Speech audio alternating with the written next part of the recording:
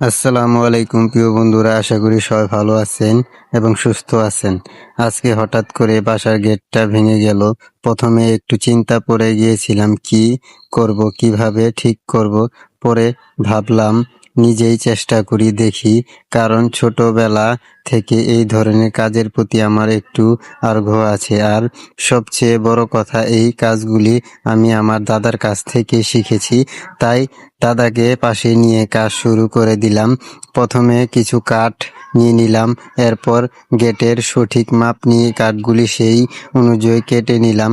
এই ধাপটা খুব গুরুত্বপূর্ণ, কারণ ধাপ ঠিক না হলে পুরো গেটটাই ঠিকভাবে বসবে না। কাঠ কাটার পর আমি সবগুলো কাঠ লোহা দিয়ে আটকে নিলাম এবং ভালোভাবে লাগাতে শুরু করলাম, যাতে কোনো ফাঁকা বা থাকে না এবং দেখতে সুন্দর লাগে।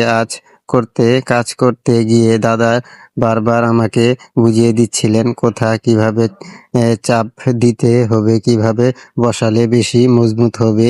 এরপর কিছু পুরনো টিন ছিল, সেগুলি বের করলাম। অনেকেই পুরনো জিনিস ফেলে দেন, কিন্তু একটু চিন্তা করলে সেগুলি ঠিক করে ভালো কাজ করা যায়। টিনগুলি গেটের মাপ অনুযায়ী কেটে সুন্দর করে বসিয়ে দিলাম, যাতে গেটটা আরো শক্ত হয় এবং বৃষ্টি রোদে টিকে থাকতে পারে।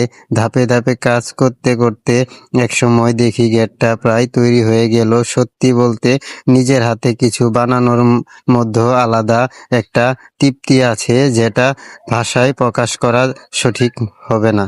শেষে পুরো গেটটা জায়গা মতো লাগিয়ে দিলাম, তারপর একটি মজবুত খুঁটির সাথে শক্ত করে আটকে দিলাম, যাতে সহজে নড়ে না যায়।